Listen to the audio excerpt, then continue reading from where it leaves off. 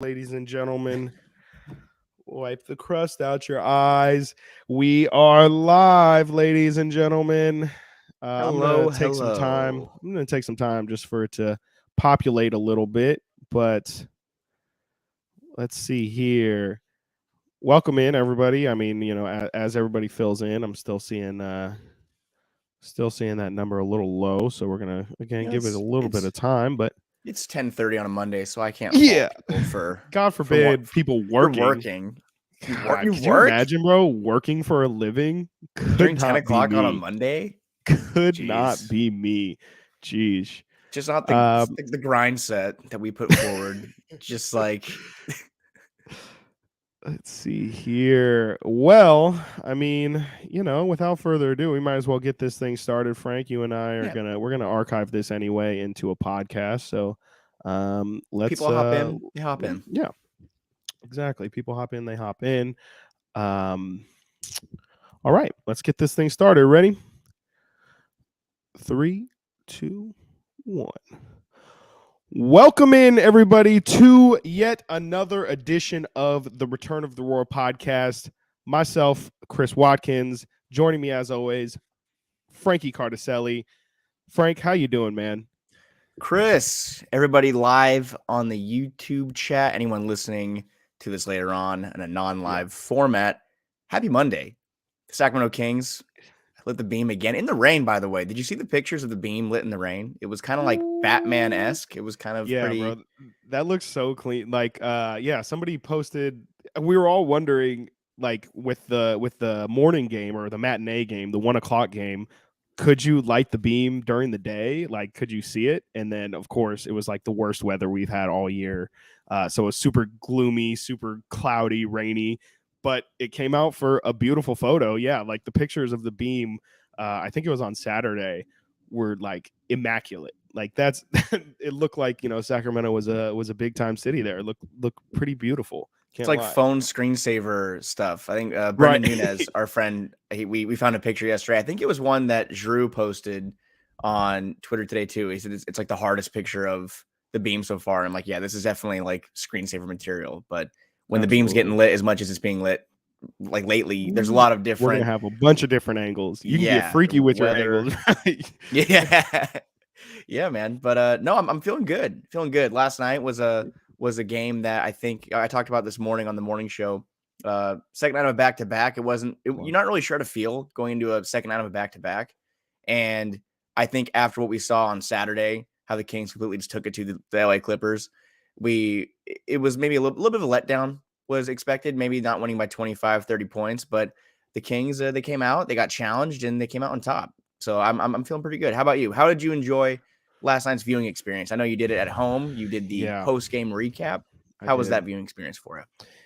It was great. I can't lie. Like it was I wish I was there. I had to take a day off eventually, and yesterday just so happened to be the day. But I texted you after the game. The crowd seemed like it was on 12 last night. And typically, Chicago Bulls games are one of the weird, like surprising. Whoa, there's a lot of Bulls fans here kind of games, where it's like, oh, it's like a 50-50 split of Bulls Kings fans. I noticed that And last that's year. typically how it is. Right. Yeah. Is that the Michael Jordan effect? Is that It, because the bro, it 90s they had 100% is. kids, Like it's just like generations of Bulls fans are now just kind of infiltrating Northern California? I mean, because that's no, it crazy. really is. Yeah. They travel really, really well, and it's kind of always been like that. But it sounded like last night it was majority Kings fans. Well, it confused me, because I'm writing down, taking a note or what have you, and there's a game where the crowd's kind of like, and last night was not split. Last night was a sellout crowd. It was very, very dominantly Kings fans. And you could tell late in the game that it was dominantly Kings Yeah. fans.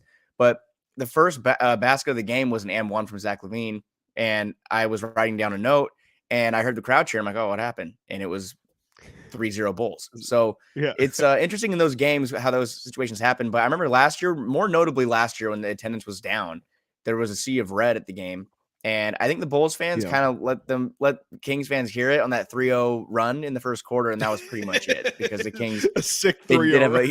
they had a sick 3-0 run around the game. But yeah, man, it was a good environment, and I mean it's something that the players have made a note of that this is different, and it's not like anywhere else in the league. And Malik Monk is getting his first chance to play for the Kings here as a home player. Kevin Herter, who said he told Keegan Murray the other night against the Pacers that this just is not normal. A game in November feels like it's the first round of the NBA playoffs. So Right. that's credit to Kings fans for making that kind of environment, but it's been huge. Yeah. Absolutely. We should mention here, you mentioned it a little bit at the top. We are live right now. For all those who are listening, the podcast version, me and Frankie have decided to go live today. We are live on Sactown Sports 1140 YouTube channel, live on the Sactown Sports 1140 Twitter account as well. For all those joining us now, please feel free to fill the chat up with comments. We will probably get to them at some point in today's episode. Also, if you're watching on YouTube, please be sure to hit the like button so that everybody who's looking for Kings content right now, whether you're working or chilling at home on this Monday, can watch this and spread the good news. Without further ado, let's kind of get into our topics here. You mentioned we were talking about the crowd atmosphere for that Bulls game, but we would be remiss to not mention the crowd atmosphere for that Indiana game. We haven't recorded since then. That was last Wednesday, if I'm not mistaken. The Indiana Pacers came to town, and with that came the return of James Johnson. First off, I feel like people are forgetting that James Johnson did make another return to Sacramento. The buzzer Sacramento beater Kings for legend. The buzzer beater against the Knicks forever. You've nailed it, Frankie. Forever, yes, forever. Absolutely. Real ones remember James Johnson, possibly the worst game winner I think I've ever seen. Horrible. Or at least the most sloppy. Like Isaiah drove down the baseline. It was just terrible. It went off the side of the backboard. And just disgusting. He got his own rebound off the side of the backboard, and then he dished it out to John Salmons, who I think he caught. I think he might have missed. I don't know. James Johnson made his first 3 of the year at that point. Kings legend, but yes, as you mentioned, back in the building. Yes, back in the building, James Johnson. But in all seriousness, it was the return of Tyrese Halliburton, former Sacramento Kings point guard, former number 12 pick in the 2020 NBA draft for the Sacramento Kings, as well as Buddy Hield, the Sacramento Kings all-time leading three-point shot maker. Buddy Hield. This title of this live stream is "I'm Not Your Friend, Buddy." That is, of course, a reference to South Park. I'm not your buddy guy. I'm not your guy friend. I'm not your friend, buddy. I'm not your buddy guy. For all those who don't know, please watch that clip. Nailed it. Yeah, I'm a big South Park guy.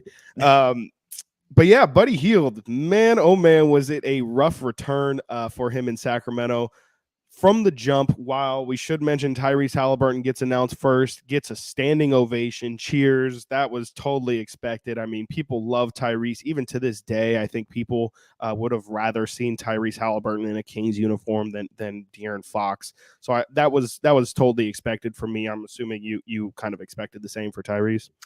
Yeah, I mean, I think that he's somebody that for sure has had some comments, which I know that's been kind of the talk of. When is he going to stop talking about it? When is he going to stop having these comments about it? And I think that the reception was still expected to be strong. Right. And when you look at the fact that he even opened up his reintroductory, it wasn't a press conference, but it was his media availability by saying his comments have been taken out of context over the past year and a half or so. Not year and a half, it's in February, right? It feels like it's been years. Over the past this is 7 months, a long year, right? His comments been taken out of context. He started with that to kind of throw maybe some water on any ill will, and it worked out because he got a standing ovation just seconds before Kings fans booed Buddy Hield, and it was the Marvin Bagley treatment, which we saw about a week and a half ago. Every time Buddy Hield touched the basketball last week, got booed. So that's a question I have for you. And it was a conversation that we were having, that night, the media, we were all talking about if it was warranted or not. Was that warranted? Was the booing for Buddy Hield deserved? And if it was deserved, why? Yeah, I mean, I just don't understand. I've tried to kind of, get a gauge from a couple Kings fans that I know in my life of why they feel like Buddy Hield was booed. And really what I've gathered is it's just he didn't. I mean, Buddy never came out in a press conference and said I don't want to be here, but it was a majority of just like vibes, essentially. Of it felt like he wasn't giving his all, and it really that's it. It just felt like he wasn't giving his all, and they felt like he didn't want to be there. But I mean, unless I'm mistaken, I don't ever remember Buddy Hield coming out and saying, I hate Sacramento, or I'm glad to be gone, or anything really to warrant booing.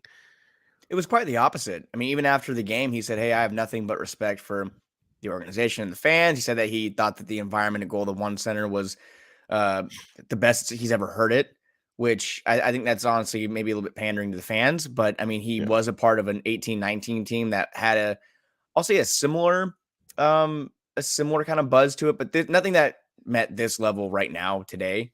But he had some good comments to say after the game and said, "I have nothing, I have no ill will towards the Kings, no ill will. Yep. I just like to play basketball," and that's pretty much who Buddy Hield always has been. But I will say that the booing probably comes from the fact that there were some instances where I think it was mostly around the time where he got moved to the bench, where Luke Walton moved him to the bench and Bogdan Bogdanovic was a starter. There was some comments he made and some like behind the scenes things where comments as far as Buddy Hield takes starting he takes to heart. Like I think he thinks it means something. And it does to him personally, it means something to him to be in the starting lineup. So he doesn't see himself really as a bench player. And I think he kind of went out on a sour note. And we know that trade with the Lakers fell through and he was pretty excited about becoming a Laker, liking the jersey edits on Instagram and stuff like that. So when that happens, Buddy Hield, Marvin Bagley, they don't get the standing ovations that Tyrese Halliburton had. Yeah, I mean, I understand that there's nuance in every situation, but it just feels like a slippery slope. Like there was a long time where just being a former Sacramento King would get you cheered regardless. It didn't even matter if you were good or what, if you were okay. Like Travis Outlaw would get a standing ovation. Still probably would. Jason Thompson, somebody who was not good by any stretch of the imagination, but was with the Kings for 8. I mean, is their all-time leading games played player, like he's getting a standing ovation. It's just weird to me that Buddy, who, served admirably, if we want to act like this is like some military service, he definitely served his time. And to me, I mean, he is the lead, he was productive for somebody who was traded for a star player and could have, it could have been really sour. It could have been like a Marvin Bagley situation where it's like, okay, we kind of gave it all for this guy, for this piece. And then he, it's not like he sucked or was Nick Stauskas or something like that. And, he kind of turned his career around. He was really having a rough stretch to start his career in New Orleans and then came to Sacramento and really found his game. So I don't quite understand. And, I'm far from Buddy Hield's biggest supporter. I did not enjoy watching him on the team. I think he had his value, but especially once he was getting paid $20 million a year, it was just like, this guy is anchoring our roster right now. That's what changed everything. I understand those feelings. Yeah, I 100%. And I think that even was the start of like Buddy publicly starting to kind of sour. Yeah, sour a little bit. I remember he had that comment in the preseason where he was like, no one has ever said, hey, I want to go to Sacramento. Remember, he was like, no free agent has ever been like, oh yeah, like I'm going to Sacramento. Who's the biggest? I think he literally said, who is the biggest free agent Sacramento has ever gotten? He did. He was in front of quiet. He was in front of the locker. The locker's talking to the media saying it was in the last preseason game, I think, when they were negotiating. Yep. Yeah, he said, who's the last big free agent signed with Sacramento? And I think he might have even named Vlade, who he was negotiating with for a contract. So yeah, that was when things definitely went bad. Like what a tactic. Let's piss off the fan base before and then stay signing a 3-year deal, 4-year deal, whatever it was. Yeah. So I mean that's really the only explanation I can find for why Buddy got booed. But I thought that was very interesting. I personally probably wouldn't have booed him. But I don't think I would have cheered him either. But I just thought it was interesting. I mean, to your point that you made earlier, he got the Marvin Bagley treatment, and we know that the reasons why Marvin Bagley was booed. And it makes a lot more sense, in my opinion, why Marvin was booed. For Buddy to get booed the entire game with the same level of relentlessness in the first and in the fourth. I mean, I guess big ups to the Kings fans who keep that same energy, and like they really did. Keep that energy through the entire game. Like they did not wane from their boos at all. They were very confident in it. I think we should mention also in that game before we move on. I mean, that game at this point feels like it was a year ago. Also, it feels like it was so long ago. Tyrese Halliburton really struggled in that game. He finished with 9 points, 10 assists, but had 2 turnovers after going on a 40 consecutive turnoverless assist streak. Is that how I would say it? 40 consecutive assists without a turnover. Yes, which I think was a leading record into that game. Yes, an NBA record. Tyrese is leading the NBA in assists. I believe is also leading the league in assist to turnover ratio. So for the Kings to really bother him in that sense, I think was the start of the revelation, Frank, that this team is finally starting to play defense. Isn't that a thing? Isn't that incredible? It's been the one thing I think you and I think every Kings fan or any Kings show, anyone that's watching these games and talking about them has said, wow, the offense has been elite. I mean, they're a top 5 offense. The one thing that they needed to do was play defense. And they were a 24th, 25th ranked defensive rating team for most of this past month. That's not the case anymore. They are playing top 10 defense over the past 10 to 12 games, I think. And even when you look at last night's game, they're a garbage time layup away from holding their last 2 opponents under 100 points. So that is definitely noteworthy. But keeping Frank, sorry to cut you off. Good. You know where the Sacramento Kings rank right now in defensive rating? You mentioned that they were 27th at one point. They were 24th at the start of last week. Do you have a guess on where they are right now? I think I know, and I think it's above 15, or it's right They're around at 15. 16. They are 0.2 points away from 15th place. So they are quite literally league average on defense. Defensive rating is obviously the per 100 possessions stat. So it's just essentially how many points a team is on pace to score if they were to have 100 possessions in a ball game. And the Kings right now are 16th in their last 7 games. Frank, they are 3rd in the NBA in defensive rating. Oh my goodness. Like the that Mike is Brown legitimate effect. stuff. It is 100% the Mike Brown effect. I've had to do a lot of shows this past weekend. Was it foolish for us to just kind of assume that this defense, like the offense, would just click immediately? I mean, it seems to just in hindsight make a lot more sense that this was going to take time, right? Yeah, I mean, even going back to the 0-4 start, I think that this team has had the talent and has the staff. I mean, it's the best staff that they've had and the best roster they've had in a very long time. And I think that what Mike Brown was saying in that 0-4 start was patience. We have the capability to put ourselves where we want to be. And they did that on the offensive end, and they won games. Mm-hmm. Then it became to the defense, and we're seeing that kind of that slow climb toward respectability. And now they're there. I mean, if they go any higher, they're going to be that's what, a top 3, top 4 team in the conference or the league. I mean, if you're a top 5 offense and a top 10, 12 defense, those teams usually make it into the first, second round of the playoffs at the very least. So is it surprising to me with Mike Brown as the head coach? No, because wherever he has gone, even on teams that have been, that have underperformed, I mean, even in a down year with Cleveland or with the Lakers and that one lone season, they were average or above average defensive teams. And the Kings have the guys on the roster who can play defense and guys that are even learning to play better defense. Domantas Sabonis is a guy who I've been very impressed with as far as holding his own on the defensive end. He was somebody that was getting just a lot of flack early in the season here, where he was not able to guard his own shadow. And now I don't want to say he's a stopper, but he's not allowing. He thinks he's a stopper. He thinks he's a stopper. That's one of the best quotes of that DeMarcus. Oh my God, that rant. By the way, oh, there's so many. And what's the one we always say? Yes, man. Yes. Yes, man. Yes. And that was all about Myers Leonard, I think, too. Which is insane. I mean, DeMarcus ahead of his time on that one. Yes, got ahead of that one. But no, the defense, as you said, they're currently on Basketball Reference has them as 14th. So the NBA and Basketball Reference must have different metrics of defensive rating. But Basketball Reference has them as 14th in the NBA in defensive rating. Point is, they are average right now. They're top 5 in offense, and that spells success. And the Kings have obviously won 3 in a row. Yeah, and to your point, I think Domas has been really incredible on the defensive end. Not necessarily in the traditional sense of like, he's blocking 4 shots a game or something crazy like that. I just think Mike Brown early in the season, and I mentioned this last night on the recap show, but Mike Brown shocked everybody. I think it was a week or 2 ago when he compared Domantas Sabonis to Draymond Green. defensively. And it wasn't talking about Draymond's defensive ability or in comparison to Domas, because Draymond is quite literally like an all-time great on the defensive end. But what he was specifically talking about was his communication ability.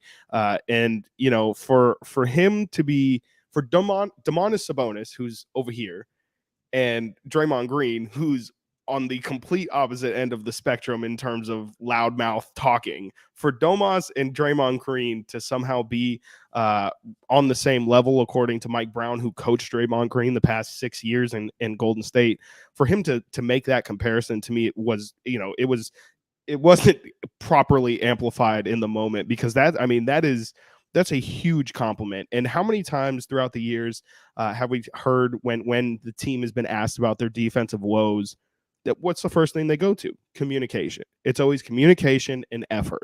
That is defense. All of these guys are supreme world-class athletes. They can all have the ability to stay in front of each other for the most part, unless you're guarding De'Aaron Fox. And the thing that really separates good defenses from bad defenses is the communication between the guys and just the overall effort given. And Domantas has absolutely gotten an A+ in both of those things. His communication, he's kind of like, he's in the back line, so he can see where everybody's going. He's communicating, letting people know where to switch, when to switch, and when to fly out on shooters, all that stuff. But also, you know, he's not a natural shot blocker by any stretch of the imagination. And we've seen him struggle, especially with foul calls and just getting, you know, just trying to figure out the nuances of how to guard vertically.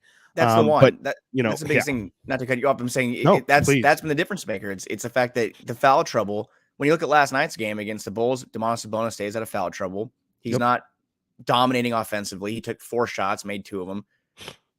Still has a triple-double, 17 rebounds. Yeah. He's creating stops at the paint, at the rim.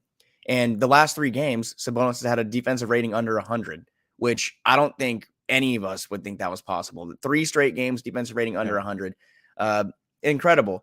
And like you said, maybe he's not him and Fox, the communication aspect of the game, you don't really need both of them to be that impactful voice. But when you have Sabonis right now, who is taking charge in that front, and De'Aaron right now is kind of going through some bumps, some bruises, going through some illness, you have a guy that can run the offense and be that voice right now. And bring in the fact that he's not a defensive liability anymore. That's just a cherry on top. So that to me, staying on the floor for him was huge the last couple of games. And when that happens, good things happen. Yeah, I mean, his triple-double last night, the stats on that are incredible. The fact that he had 11 points, 17 rebounds, 10 assists on 2 of 4 from the field. 2 of 4 from the field, and he still managed to get a triple-double, have that kind of impact everywhere else in the game. I mean, the dude is just incredible. Is well worth the price of admission. Absolutely. If you haven't been able to go out and see the Sacramento Kings play basketball, please do yourself a favor and get yourself some tickets. Now, one part of his game that we haven't talked about, and I know that you really are excited to talk about this. Lethal shooter has had an impact on Domantas Sabonis' 3-point shooting. Are we ready to say that? I know there was a tweet you put out. I don't want to talk about lethal shooter ever again. Yeah, I don't want to hear. I tweeted that out after the Golden State game, and we were in Chase Center, and I was like, he had just aired his 4th 3 of the season. Let's look at it this way: over the past 11 games, Domantas Sabonis is shooting 60% from the 3-point line. 60%. Before that, I mean, the math isn't that hard, but he's. Let's just say he was shooting not even 10% from 3-point line. He made from 6 to 60. Yes, he went from about 7-8% to 60%.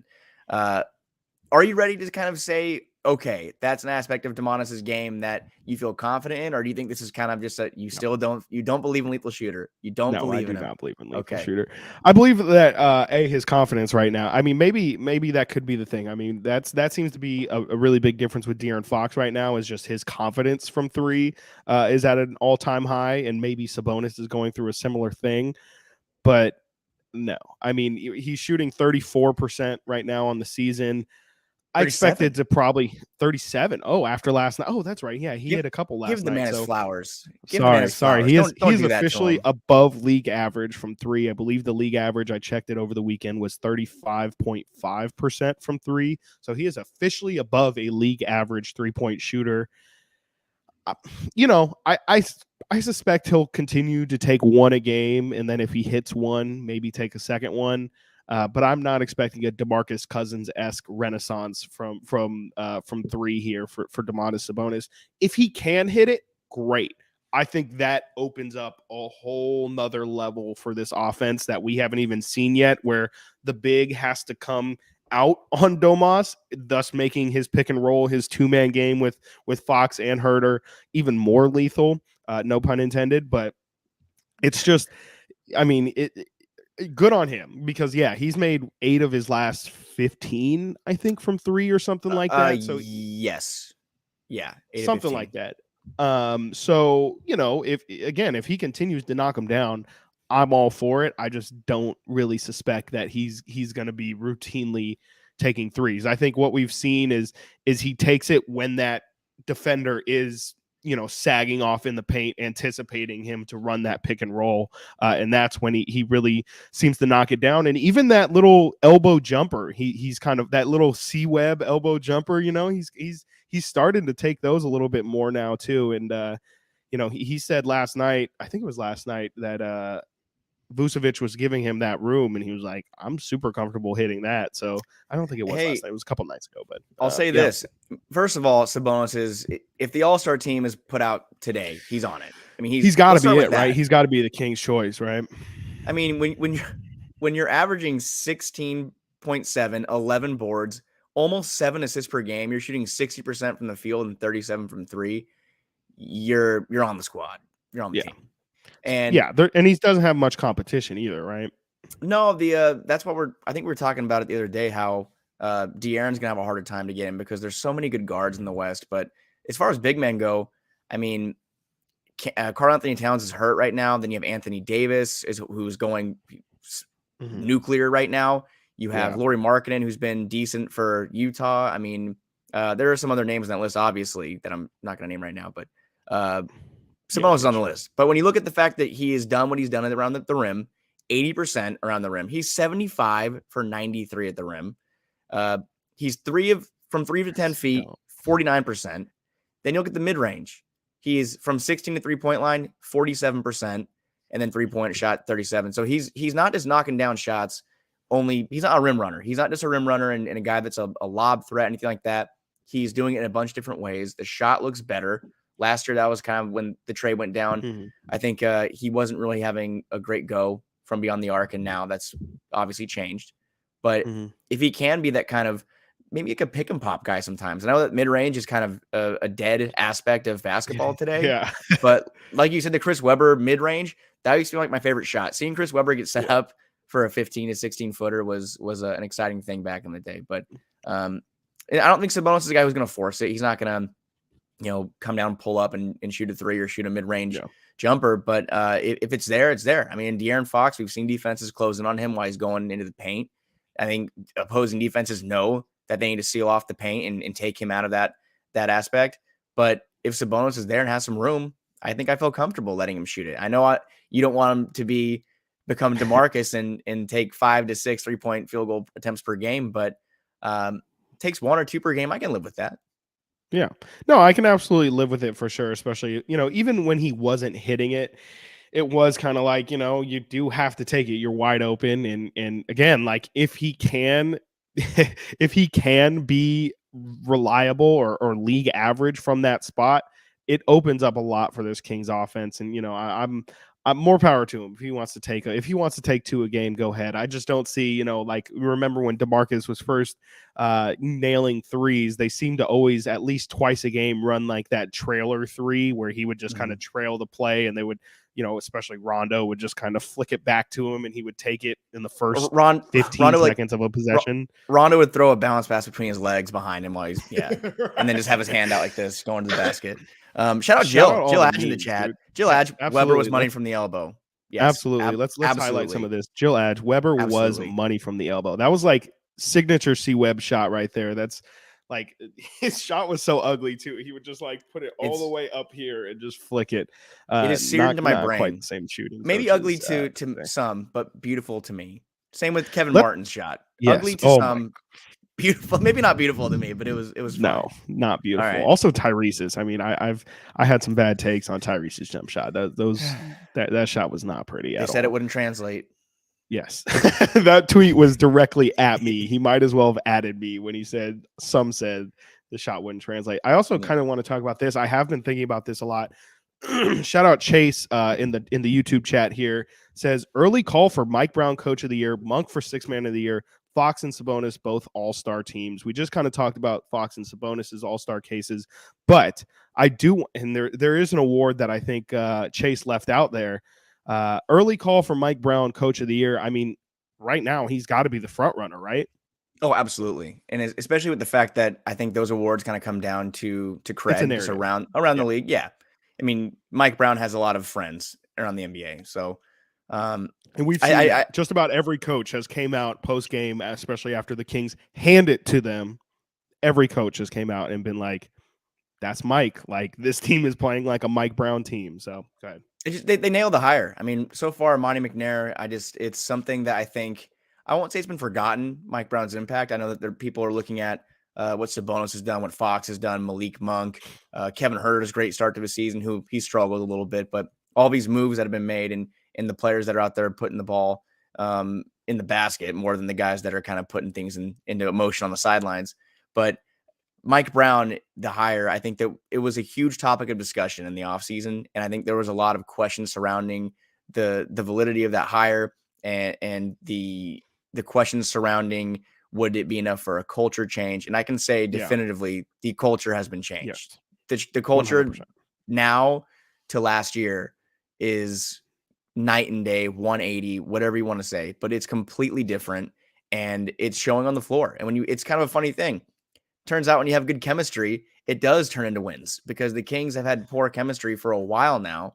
And here we are on December 5th, and the Kings are fifth in the Western Conference. So Mike Brown's had a huge hand in that. And I know the defense was the selling point when he was hired. The Kings have been a bad defensive team for 20 years.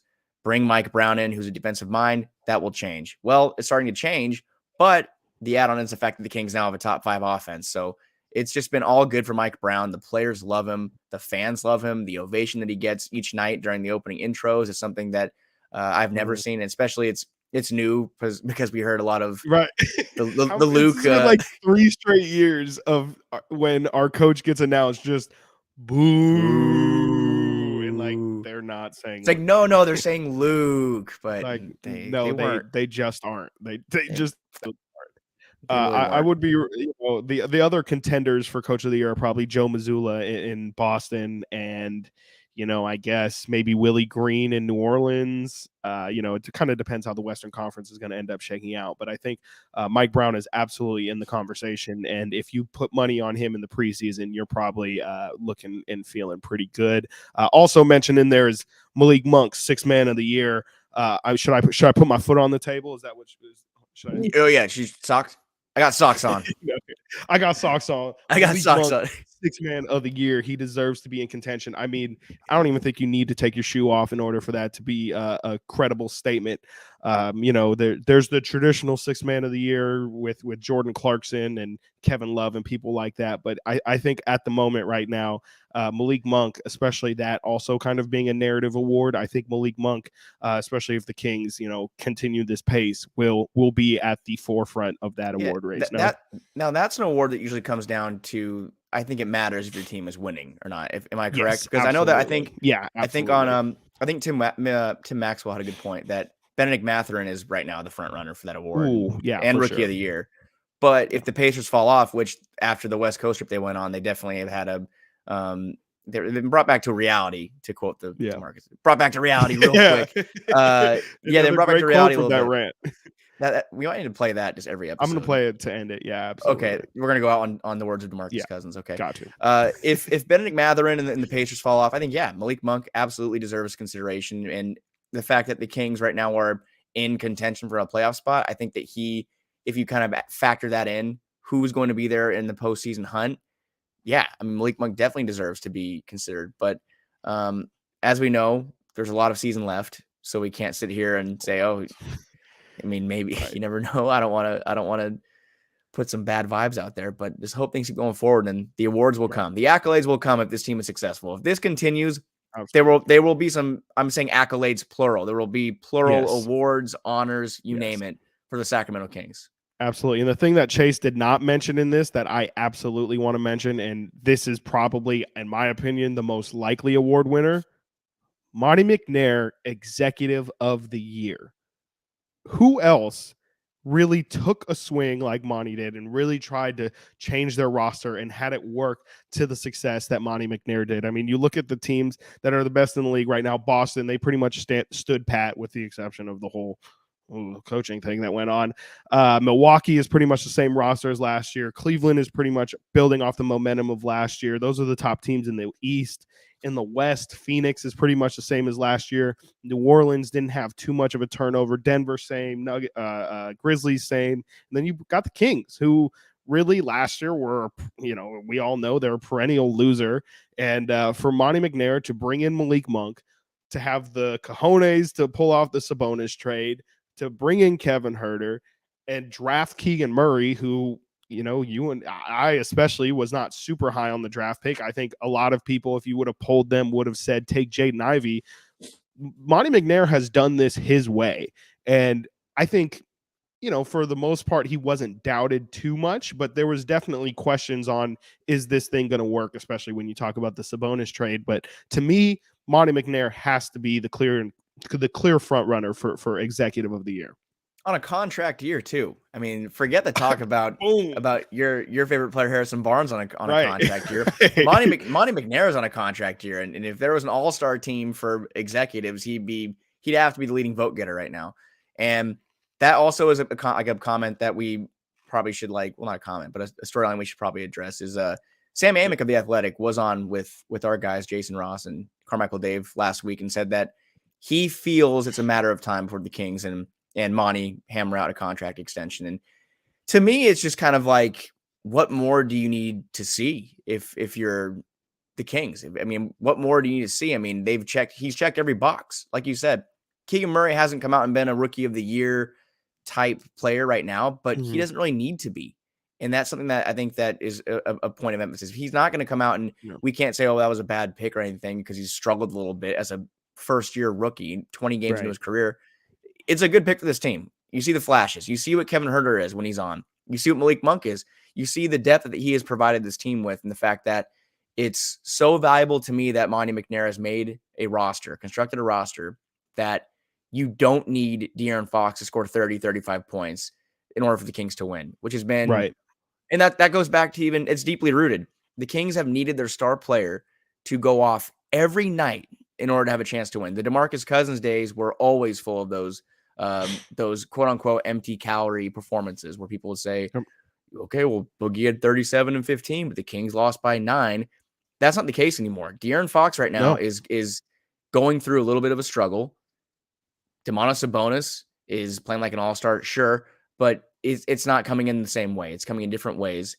Other guys are picking up the slack. Kevin Huerter, who has struggled, I'm sure he will turn a corner soon. Malik Monk has been the Kings' probably best offensive player over the past 2 weeks. Yep. You have guys at the bench taking steps forward who may or may not have been here this year if it wasn't for McNair choosing to pick up options. Chimezie Metu has been a difference maker in the second unit. Davion Mitchell has been a leading guard in that backup unit. There's all these things that kind of go into this narrative that the Kings are a squad. They have a team, not just a couple of guys that can beat you. They have a whole team that can beat you. And that's all credit to Monty. Absolutely. And to point to the depth of this team, they've had three in this 3-game win streak right here. They've had 3 consecutive games where 7 players have finished in double figures, to speak to your point of they don't need De'Aaron Fox, who is struggling right now and is playing his worst basketball of the season, and the team is arguably playing their best.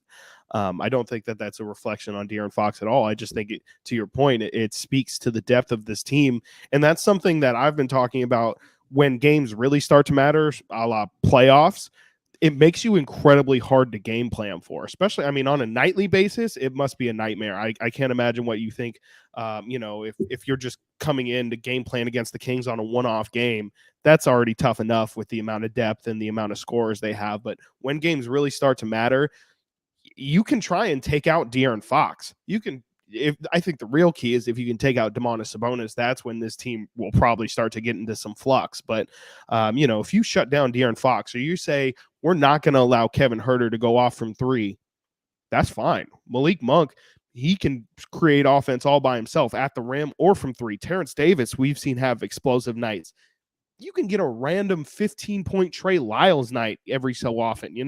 This team just has so many different. And then you mentioned my guy HB. If he wants to show up for big games, that would be huge for this team as well. Keegan Murray, What's the quote, who Chris? might get things going. What's the Harrison Barnes Go ahead quote? And drop it, son. Drop it. When Harrison Barnes plays well, the Sacramento Kings play well. That's a quote we've been saying for 2 years now, and it rings true this year. They're 7-1 when HB scores 15 or more. Yep, absolutely. And so, this team it has so many different options. They're incredibly lethal. And if they can start defending on an incredibly, not even on a high level, but, get nights where they have, a top tier defense like they've had these past couple stretches of this stretch of games. Holy crap. If they can play elite defense like they have for this stretch of games, they can shoot poorly. Like they have not been a great offensive team for this recent stretch of games here. There have actually been pretty, dare I say, pretty bad offensively, or at least inefficient offensively, especially compared to the blistering start that they got off to this season. They have just so many different ways of winning games, and I think we're kind of just starting to see it. I mean, they haven't scored 125 points in a while here. Yeah, I mean, and they shot, I think, 30% from three last night. I mean, the three-point shooting has been top 5 this season, and Kevin Huerter was a huge part of that. And when he's struggling, I think he's shooting, I have to pull it up, I think he's shooting in the 20s percent over the past couple of games from three, maybe less. Maybe he was 1 of 11 last night, but when you win a game where you shoot 30% from three, it's huge. It's huge because the Kings have been so almost one-dimensional in recent memory, as far as they have the offense, they have the scores, they have the ability to outscore a lot of opponents, but they don't have the ability to stop a lot of opponents. And that's kind of a thing that has set them aside from being a postseason team or a postseason contender and a bottom feeder. And they've been in the bottom of the West since I've been, I don't know. I don't know. Before I could get a learner's permit. Since before I get a learner's, before I was even a teenager. So it's a huge, huge component of this team's success. The fact that they are not just relying on their offense and just trying to outscore everybody every night. You have to outscore the other team to win the game. That's a little fun fact. That is true. Yeah, I just checked Basketball Reference, and that is how it goes. Okay. You have to score more points. Yeah, more points than the other team in order to get a win. I'll have to look into that a little more. But they're also focusing on picking up. I'll check my sources. But they're also focusing on picking up stops, and that has been a priority for Mike Brown. It's a priority for this team. They care. They care defensively. They're buying in.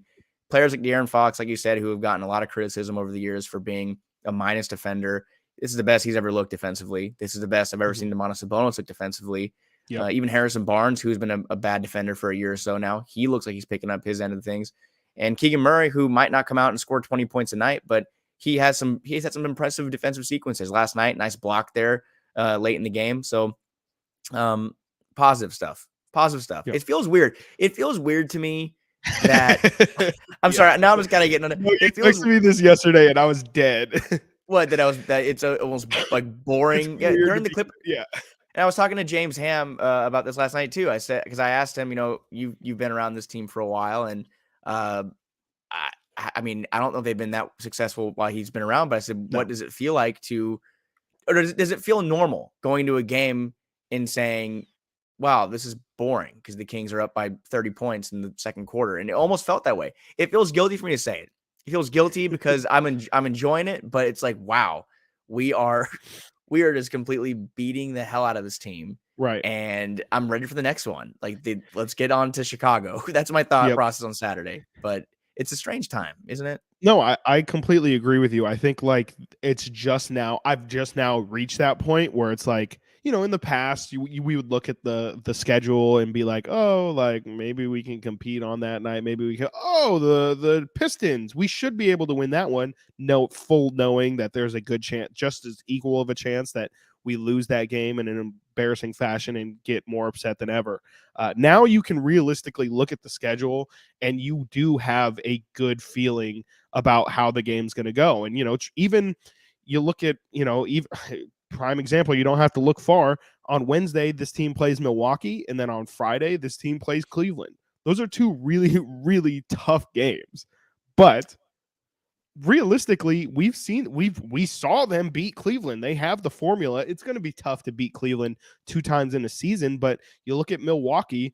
Yeah, Milwaukee's an incredibly tough matchup. They're great defensively. They have length, they have size, they have experience, all things that the Kings don't really have. But the Kings have fared incredibly well so far this season when going against teams that have those same attributes. I mean, Cleveland, we saw them take care of. Orlando was supposed to be a tough game and was a tough game, but the Kings have managed to deal with that size. It's weird, but for whatever reason, I feel incredibly optimistic about the Kings going against good teams. Not necessarily that they're going to beat them, but at least that they'll have a good showing and it'll be something to build off of. And maybe, just maybe, they will pull off some wins. I keep quoting De'Aaron Fox, who said this earlier in the season, good teams beat good teams. It happens all of the time. And I think we can officially say now the Sacramento Kings are a good team. It's just a matter of how good they're going to be. Yeah, I'm way past the point of saying, oh, maybe they're good, maybe they're no, they're a good team. I think if they're healthy, health plays a huge role. That's what I was talking about this morning with Dave and Jason. If the Kings stay healthy, and it's not realistic to expect a team to come in and have all your star players play 82 games, it's not going to happen. The Kings are going to have to deal with some adversity down the line, and that's where I think they're going to prove their how good this team really is going to be proven when they have to play a game without De'Aaron Fox and Domantas Sabonis or one or the other. But they are coming into a stretch here, a 6-game road trip. I think that 4 of these next 6 are against teams that are very good defensively. I think that. I was going to say, 5 of them are play-in teams at the moment. Yes. Milwaukee. They play 5 straight play-in teams, actually. Yeah, you have Milwaukee, Cleveland, the Knicks, the 76ers, the Raptors, and the Pistons. That's a pretty tough stretch. I mean, the Kings have had troubles on the road. They've had troubles at the Garden. Philly has Embiid back, and I think that James Harden is nearing a return, if I'm not mistaken. He's not supposed to play, but as we saw with John Morant, and as we almost saw with Kawhi and Paul George, people just you always say it. People magically find the healing fountain right before they play the Kings. It always seems like people are making their return against us.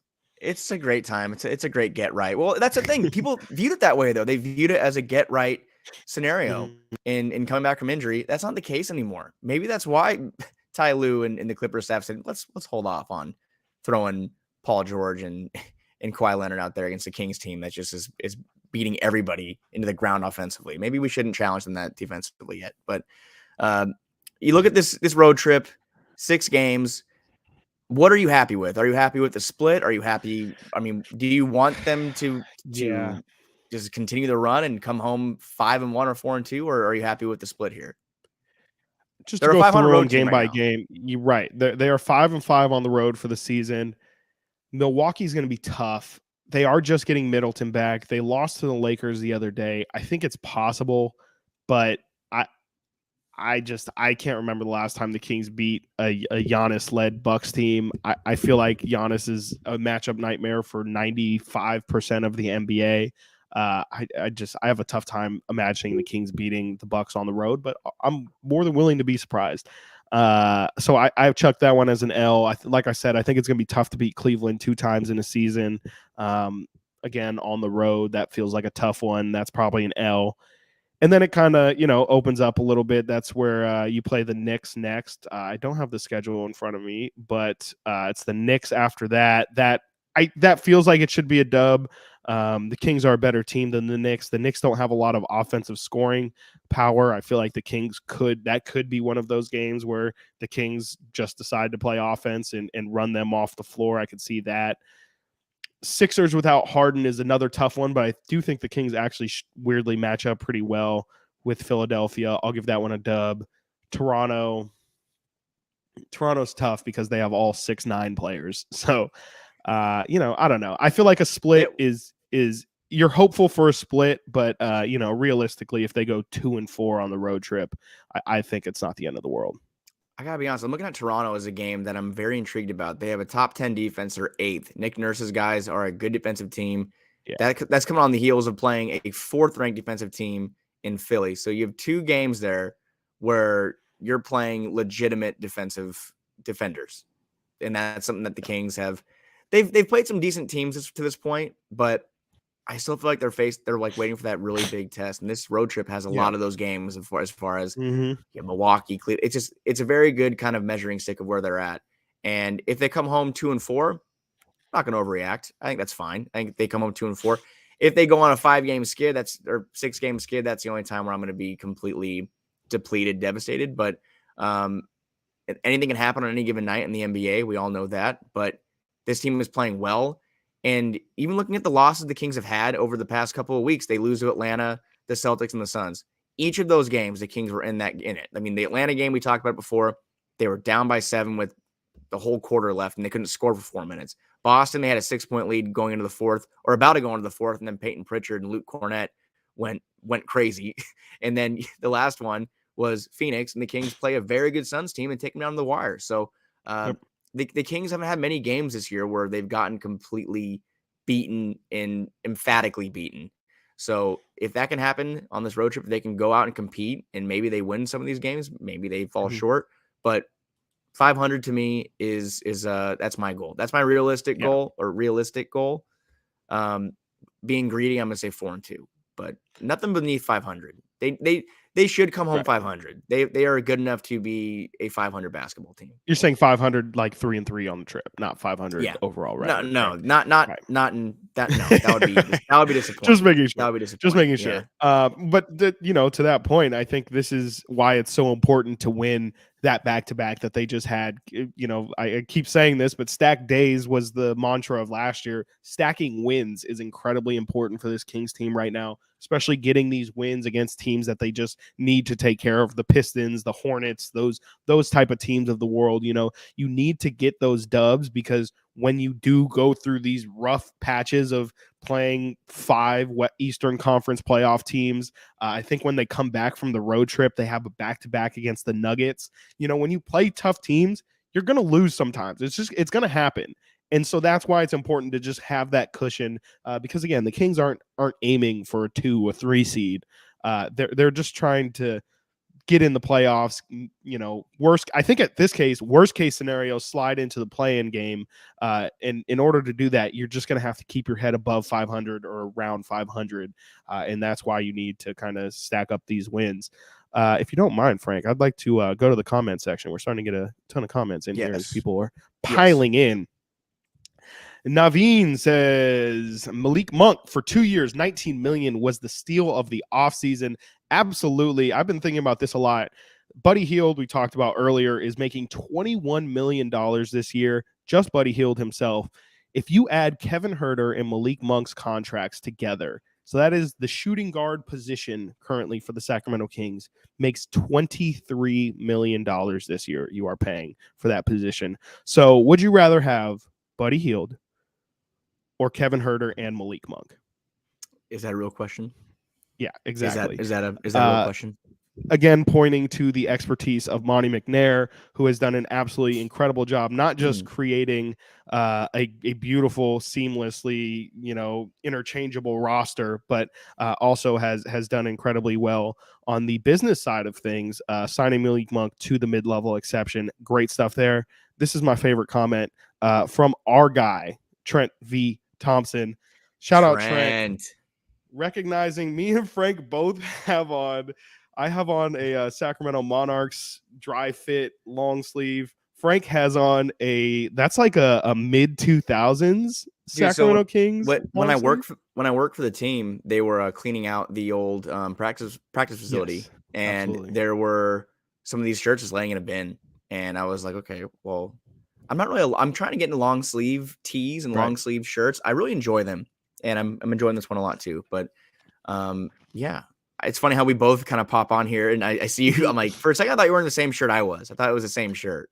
Embarrassing. Yeah, that would have been Embarrassing. really. We You've probably you've would have like had. all the Monarchs gear though. You have a lot of Monarchs gear. I do. Do you know where I got it from? Very similar story. Sacramento Kings. Some might actually get really angry at me for this, but Sacramento Kings on the Arco demolition, or not the demolition, but the goodbye party thing that they had. They had like a massive everything must go garage sale kind of thing where they weren't selling it. They literally just had boxes on boxes on boxes on boxes of just stuff that they had, I'm sure like much like where you got yours, they just had it left in there. They probably were planning to give it out to community or sell it or just never got sold. And so they were just giving it out. And every single Monarchs thing I saw, I took and I grabbed. This is like this thing is huge. This is like a double XL. This is why I have to have a sweatshirt under Over the it, or else it would sweatshirt. like It's droop all the style. way down. It's huge. But yeah, I absolutely had to grab it, and it's definitely to what you were saying earlier. It's one of my favorite things. Like I love the long sleeve aspect of it, and it's dry fit, so it's really nice. So shout out Trent, you're my guy, Trent. Shout out Also, Trent. shout out, congratulations, Trent, who is getting married very, What? very soon. I believe Trent. at the start of next year is getting married. Very excited for that. So shout out Trent, our guy, Trent Thompson. Former Yuba City Parks and Recreation basketball legend. Trent Yes. Thompson, mind Oh, you. Trent's got a clean jump shot. Don't get me Yes. started on Trent's jump shot. I haven't forgotten. Trent is that guy. Let's see here. Other comments. Sactown says we need a 500 road trip. Absolutely. We just talked about that a little bit. Incredibly important for the Kings to pick up some wins on the road trip. If they can beat the Knicks, Tyler says, Knicks, Raptors, 76ers without Harden, it'll be a good trip. Yeah, I mean, I think Frankie make a good point. The Raptors game does make me nervous. Just the fact that I think the Raptors have the coaching advantage, and that's no slight to Mike Brown. I think Nick Nurse is a top 2-3 coach in this league right now. They have an incredibly balanced roster. A lot of guys who are 6'7" to 6'9", all skilled, all very rangy, long defenders. They have length. They have length. I just feel like they're going to bother the Kings, and it's going to be interesting. That'll be a game where I was talking earlier how the Kings just have all of these different options that you can throw offensively. The Raptors are going to be a good test to, okay, how good is that third, fourth option? Because they're definitely going to they're going to scheme something up to make the Kings nervous. Let's see here. This just makes me think of your comment the other day. The Murray twins are late bloomers. Keegan will still be improving 5 years from now. Probably Keegan is 22, 23 at this point. He is an older rookie, so he is a little bit later in his development stage. How about his the brotherly rivalry? Yes, how Chris Murray at Iowa has a 31-20 game, and I asked Keegan, I said, "Hey, how'd you feel about your brother? That night he had." He's like, "Well, I have more. Like it was, I scored 37 in a game." Yeah, that's how he started. You're like, so Keegan, how about your brother's 30-20 game? He goes, yeah. I know. I had a lot of Iowa fans saying too, like getting Keegan to smile is like a accomplishment. Even last night at the game, accomplishment. Lighting the beam last night, he looked like it was the happiest I've ever seen him last night. Good for Keegan. Smile a little bit. Love to see. I know. Come on, man. Like this is great, and he's starting to play well too. To Keegan's credit, he definitely was struggling in the month of November, and it's good to see him find his game. And slowly, it wasn't that he wasn't shooting. I just think he wasn't pressing to kind of get back into the rhythm of things. He was definitely still taking shots in the rhythm of things, but managed to figure out how to get himself going again. And it's hard to tell if Keegan's down or happy based off of his emotionless face, but good to see that he didn't get too down on himself after really struggling. He's not pressing. And that's huge. I mean, the fact that he's not pressing, just playing within himself, playing within his game.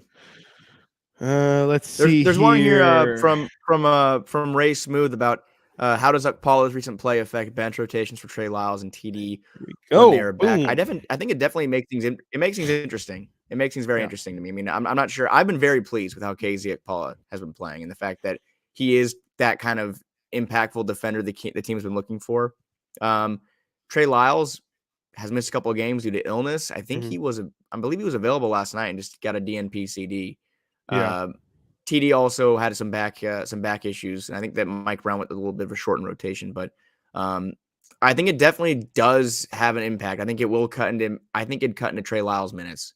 I don't know if you feel the same way or not, Chris, but I think that that's something that will probably happen. Yeah, it's going to be interesting. Just how they use KZ in general. We really haven't had much of a feel for when Mike is going to go to him or not. It feels like it was random when he inserted him back into the lineup, and it was random when he took him out of the lineup I mean, he went from starter to you're not playing at all, and then kind of was given 10 minutes and then 20 minutes, and then we've kind of seen him fall to like 10 to 15 minutes now he's settled into. But I agree with you completely. I've actually really enjoyed KZ's minutes. He's an excellent, just such a good defender. You can put him out there, and it seems like Mike recently has been putting Davion in with KZ Okpala. And when you do that, you're just saying, here's some dogs that I'm just going to throw at you, and they're just going to pester your leading ball handler and whoever your best scoring forward is, are just going to have an absolute tough time for the next 5-10 minutes.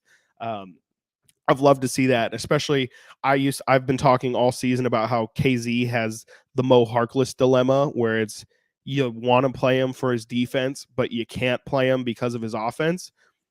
I don't know about you, but I've been pretty impressed with KZ's offense these past couple games. No, Yeah, I mean, he had a little scoop and score last night, a little spin move to the hoop. I was like, see that. whoa! I'm like, okay, hold on. It was like the Shaq meme. Yeah. Like, I have to I'm apologize. unfamiliar with your game. Wasn't familiar with your game. So that's what I was kind of thinking last night was, yeah. Wasn't familiar with your game. Oh So man, that is funny. Yeah, I mean that's big stuff from KZ. Like the fact that I've been talking how he has to be a 3-point shooter if he's going to be on the floor, just because he can't clog the lane. But I mean, if he's going to pull out moves like that, and if he has that in his bag, I'm not expecting him to be a spinning dervish every night. But that's how Malik. That's how KZ is going to stay on the floor. Absolutely, and I've been impressed. I would love to see him stay on the floor. But to this comment, Ray Smooth's point, where do you see Trey Lyles kind of falling into things here? Do you think like he can? Do you think that they can both play at the same time? Because Mike has been pretty solid in his 9-man rotation here, where it's been Trey Lyles and not KZ. Do you think he maybe extends it to 10 people? Earlier in the season, he said, he hopes to get to 9.5, I think was the number that he said he wanted. 9.5. That would be kind of disturbing if it was a half a person. Right.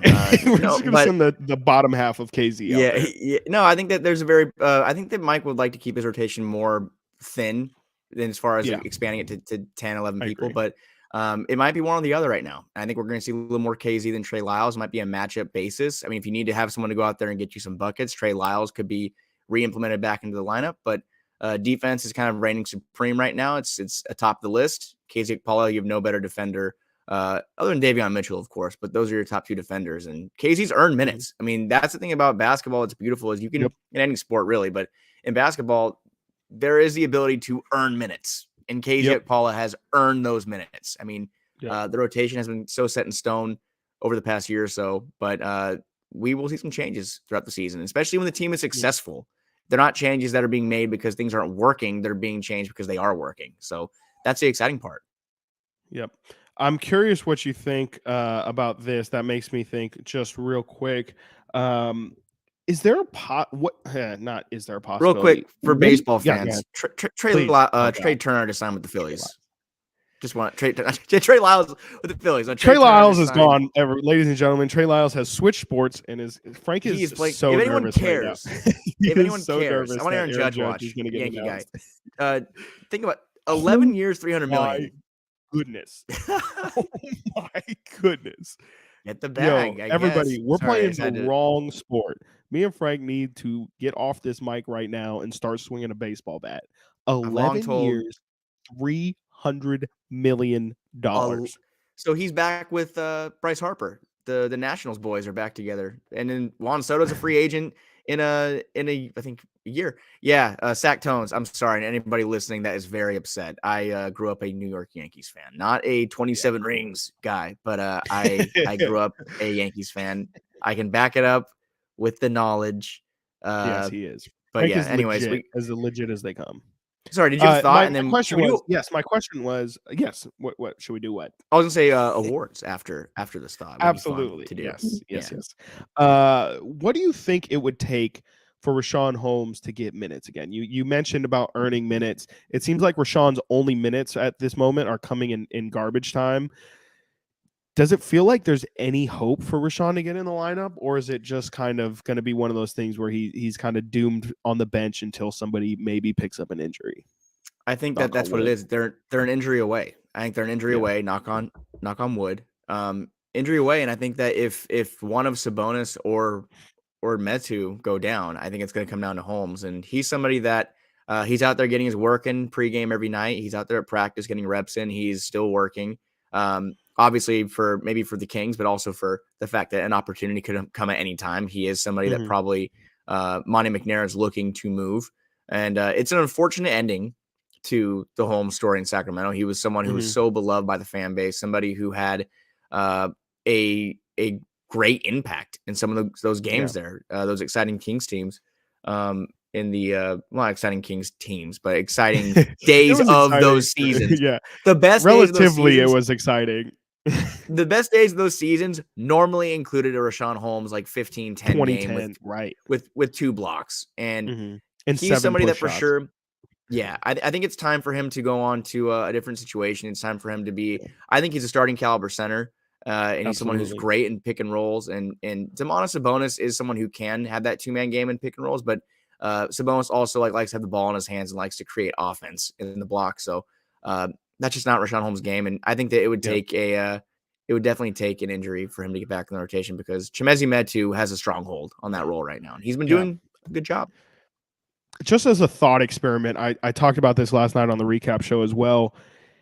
If Sabonis were to go down, we'll just for knocking on wood's sake, we'll just say for 2 games. Maybe we'll say a week, just because it might make a little more sense for the context. Do you think it makes sense to start Rashawn Holmes instead of starting Chimezie Metu in that case? Just because I feel like, in my opinion, my logic, and it'll give you some time to think about it, I just think Rashawn is we've seen him be a starting center and what that means for Rashawn, what it does for his game. And he hasn't been able to figure it out on the bench. And I just personally feel like Mezzi as a starter doesn't quite do the same thing as Mezzi the reserve. And it just feels like Rashawn would be better suited for that starting role. What are your thoughts on that? It would be definitely something I wouldn't. I could see it happening in previous head coaching regimes, but I think that Mike Brown is definitely going to stick with the guys that have been kind of, I don't know. I'd be pretty surprised if it's all of a sudden there's Rashawn back in the. Right. That'd be very surprising. I think as far as like repetition's important, and the guys that have already been playing a lot. I mean, to kind of thrust somebody who hasn't played in a while, like real minutes, into a starting role, that'd be tough. But yeah, I definitely think that right now Rashawn is on the outside looking in. What, are you laughing at the YouTube comments? This comment by Saz right here. If Sabonis goes down, we tank for Wemby. I don't know. Just has me dead. It's great that we can laugh about that. Because in the past, it would have been that would have probably been a whole segment of, if somebody goes down, realistically, is it not in this team's best interest to just try and get a generational talent? That's been the conversation for too many years. That is the beauty. Not this year. That's the beauty of how good this roster is right now. I mean, God forbid Domantas Sabonis goes down for a long period of time. But if he does, the Kings have guys that obviously are not Domantas Sabonis, but they have enough players to fill the gap as best as they can. And that, to me, is still a pretty good basketball team. I mean, it would take a pretty big, again, I'm going to knock on wood till my table breaks. It would take a pretty big flurry of injuries to put the Kings in a place where I would feel bad about them. And of course, that can change at any time. But right now, they're playing very good basketball. The best basketball I've ever seen in my life. I'm 28. I know you're 27, Chris. We are not. That's like the sad thing about, I saw on Twitter how there is a generation of Kings fans that have never seen them win, ever. And people are saying they don't know, Kings fans don't know how to act with the beam and all other stuff. It's like, hey, there's a lot darn right we don't know how to act. We literally do not know how to act. Fans don't know how to act because they literally do not know how to act, because they were 2 years old the last time the Kings played meaningful basketball. So I talk about this all the time. I could be wrong, but the math works out to me. You and I, as you mentioned, 27, 28 years old. I'll just say myself was 6 in the 2001, 2002 season. I was a kid. I remember it. I don't remember watching every single game. I remember the big shot, Bob shot. I remember God, like all of I was that, having a like it good was day. yesterday. I don't think I fully was able to compartmentalize like the implications of it and what it meant, but I absolutely remember that series. I remember the next year, or the 2003, 2004 season when Weber went down against the Mavericks. I remember that. But then, the Kevin Martin year, I remember as well. I remember Kevin Martin hitting the layup against the Spurs, and then the drought begins. And that's 16 years from 2006 till now where this team hasn't won. And to your point, that's a bunch of kids who didn't see the Kings and have no reason to root for the Kings. It's not cool as a child, as a kid in middle school, in elementary school, and we're talking really, really young now, but to root for the Kings. And the problem is, you know who was incredibly cool to root for during that time? The dudes across the bay. And so I just feel like there's a huge generation of fans that live in Sacramento that aren't Kings fans. Like, they lost a whole generation of fans to a team not far away from here that was the biggest team in the world. And that's not a stretch. Like, the Warriors were international. They are global superstars. Steph Curry made them that way. Kevin Durant especially as well.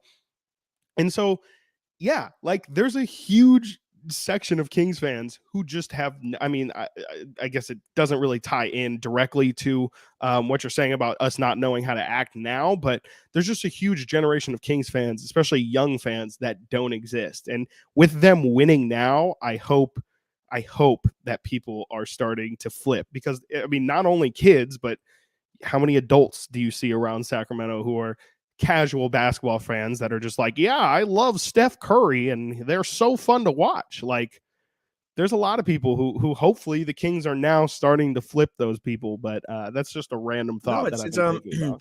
people are engaged and it's very exciting, and it reminds me of when the Giants were really good, and the We Kings don't being have a beam successful though. In November, December. I am not comparing to the Giants winning 3 World Series in the 2010s, but all my friends are Giants fans, and Right. it just is fun to have people talking about a team that they're all collectively interested in. And Right. my friend group is now talking about the Kings for the first time in forever. Even so, it's the Right. fact aside that I work for the team or I've covered the team, they have never talked about them more than they have right now. And even people that are just on the outside that I've seen, or family members, or people that didn't care before care now. And it's just the fact that the Kings are a competitive team that are winning games. It injects an excitement into the fan base, the community, and yeah, fans are excited right now. So people from outside markets that are ridiculing the fan base for chanting "Light the Beam" with 2 minutes left. Hey, you're gonna have to deal with it. It's been 16 Yeah. years.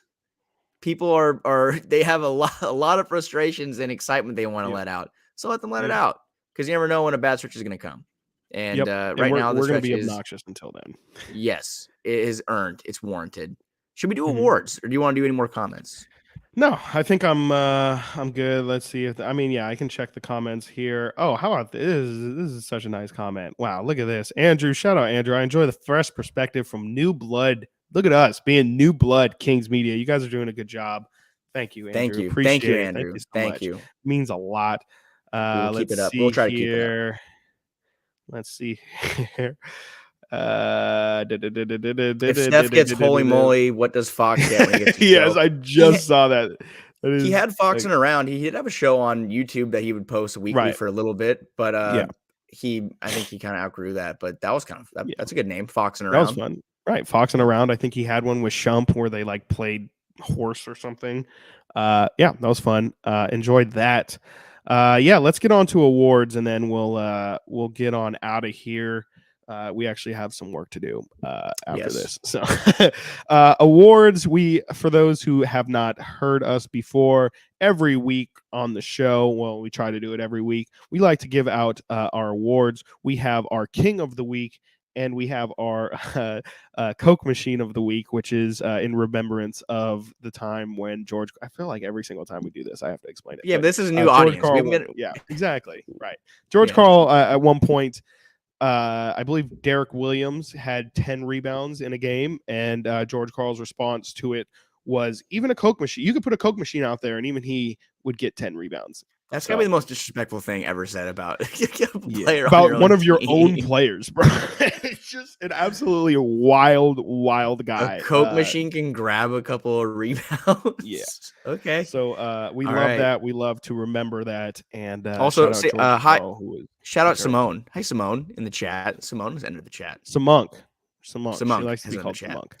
Yes. Chris, is it your Shout turn out for an Samunk. award first? Or did you go first last week? We'll do. Yeah. I think I went second last week. And my award is going to be for Malik Monk, who has just been incredible off the bench. 3 of his last 4 games, he's had 20 plus points. He had a 30-point performance. Was that against Phoenix? I don't have his stats in front of me. I know this is off memory here. He had a 20-point performance last night, a 20-point performance against the Pacers, and I believe a 30-point performance against the Suns. I could be getting that wrong, but I do know that it's 3 of the last 4 nights he has finished with 20 plus points. Malik, his ball handling, his playmaking has been absolutely spectacular. Last night felt like he was energized on a different level and was really just trying to show out the entire game. I don't think we've had a player that flashy maybe since J Will. Yeah, I mean the hang time on the hang time is crazy. The finishing, the assists, everything. He's averaging a career high in assists per game. By the way, if it feels like he's having a big year passing the ball, he is. He's averaging a career high. I believe it's right under 5 assists per game, and that's huge to me that they have a guard off the bench. Davion Mitchell was someone who averaged almost 4.5 assists per game last year too. But you have 2 guys off the bench now that can get you 4 or 5 assists, and the way that Malik's doing it is very exciting. Yep. So Malik is my choice. Yep, that's it. Okay, that's it. That's all. Mine king of the week is Domantas Sabonis.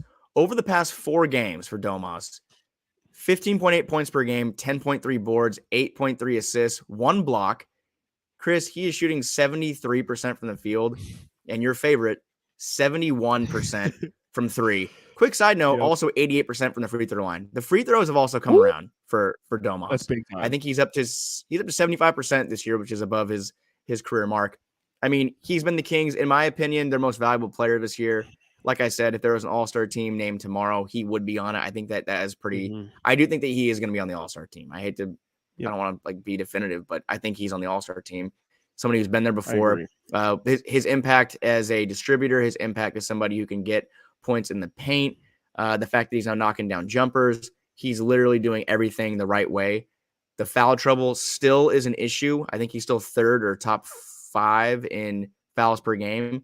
Hope we can get a handle on that. I think the game against the Clippers, he might have had a monstrous night if he didn't get into foul trouble.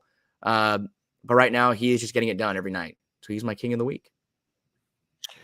Traditionally, when we do the Coke machine of the week, it's meant to be like a real diss on somebody. Like they're actually, I mean, traditionally the Kings have been bad. And so there have been people who play poorly and deserve to be recognized for their poor play.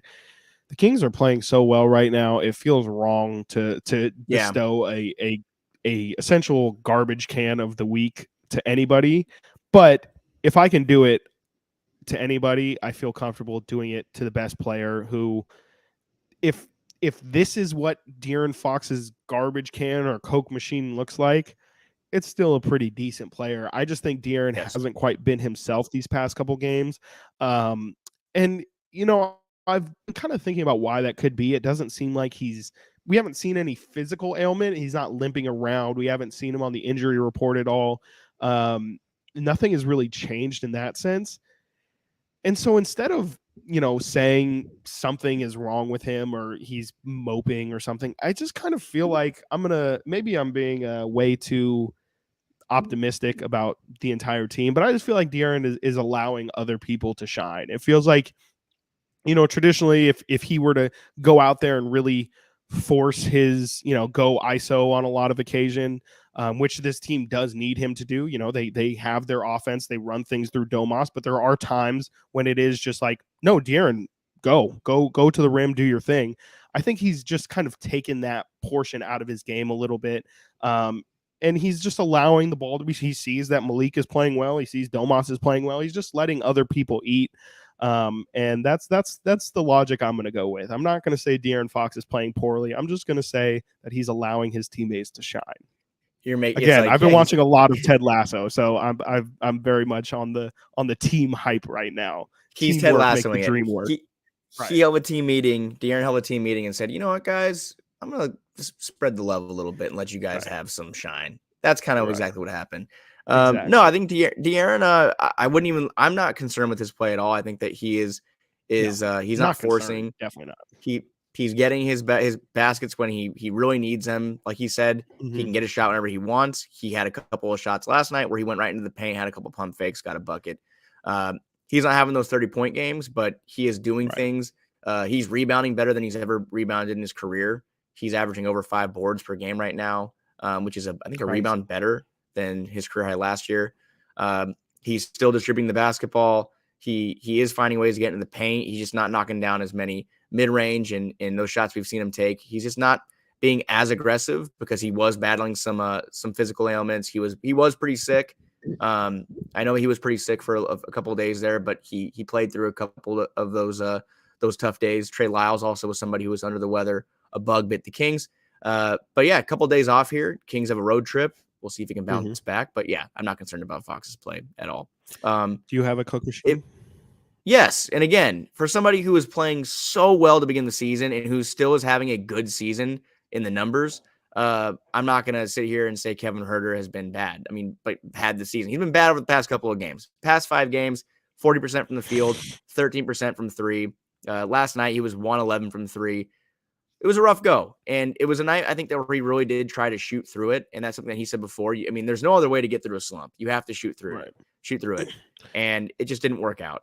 So Kevin Huerter, somebody, again, I'm not concerned about it. It's funny looking at these awards this time about how we don't have to sit here and say we are concerned about either of these players. They're going through a rough stretch, which happens in sports.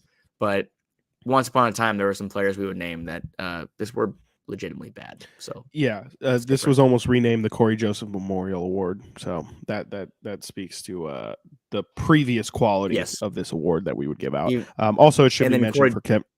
Go ahead. You go ahead. I was just going to say on the Kevin Huerter front, he was shooting an unrealistic percentage to retain throughout the season. He was shooting above 50% from 3 throughout the season. That was just not going to continue. So this is just kind of like a natural regression to 42%. Oh, it's a market correction. And I think it's pretty simple that it's not realistic to shoot 50% from 3. Absolutely. Yep. Got anything else? No, this was fun. Everybody that was in here in the YouTube chat, it was fun. I think we should probably start doing this more regularly. I think we've talked about doing the YouTube aspect, and it's something we've been working on. In studio would be fun if we can figure that out. But if not, I'm down to do this once a week. If everybody else in here is cool with us coming on, absolutely each week, maybe once or twice. Who knows? See how wild things get with the Kings. I'm down to come on and always talk with my pal Chris. Any of you guys, my guy. So if y'all like this format, like this timing, I feel like we have a good window here where nobody else is locally on. So if you guys like this, please put it on at work. We can just be background noise. I'm totally okay with that as long as you're checked in. So thank you so much, everyone in the chat, for joining us. Be sure to hit that like button. Also, be sure to hit that subscribe button as well. It lets our bosses know that you love us and we're doing a great job. So that's be much appreciated. Almost forgot to pull up DeMarcus Cousins as we leave this thing. But thank you all for joining us. For Frankie Cartoscelli, my name is Chris Watkins. I am typing in DeMarcus Cousins rant on YouTube right now, and we will go out with the music stylings of one. Hold on. Is there gonna be an ad though? Is there gonna be an ad before? No, there will not. DeMarcus Cousins, ladies and gentlemen, DeMarcus Cousins. I bring you Okay, almost. Oh, hold on. We're Oh, figuring this oh. out. Oh, might have shut down the system. Okay, hold on. Oh, wait, there we go. Here we go. With the Frank, you and I aren't technical going to be able to that hear got this, you but everyone ejected, else will, that was so then that's all that rescinded. matters. What happened there? I've never seen anything like that. It's ridiculous. Oh, Man, overlook. I'm just now what's really going on out here because it's getting ridiculous. It's really ridiculous. But did it come out of your mouth accidentally? This Is might that have what just happened? demonetized the video, but it's this fine. is No one cares. ridiculous, man. Ridiculous. DeMarcus, their game plan obviously tonight comes the- was Yes, to be man. physical with you and get in your head. You definitely Yes, held your man, yes. composure throughout the game. How important was that for you guys to be able to pull out this win? That was light, man. That was I know- light, man. I know what their game scheme is every night. They're hyping up that big man over there. He thinks he's a stopper. It's not Just the happening. I absolute brought him goat, back to DeMarcus reality. Cousins. That was the best part to Wow. me. I brought him back to reality. Anyways, on that note, everybody enjoy the Kings On winning that note, streak. everybody enjoy it. Light the beam. Thank you so much for joining us. Light Light the that beam. freaking beam.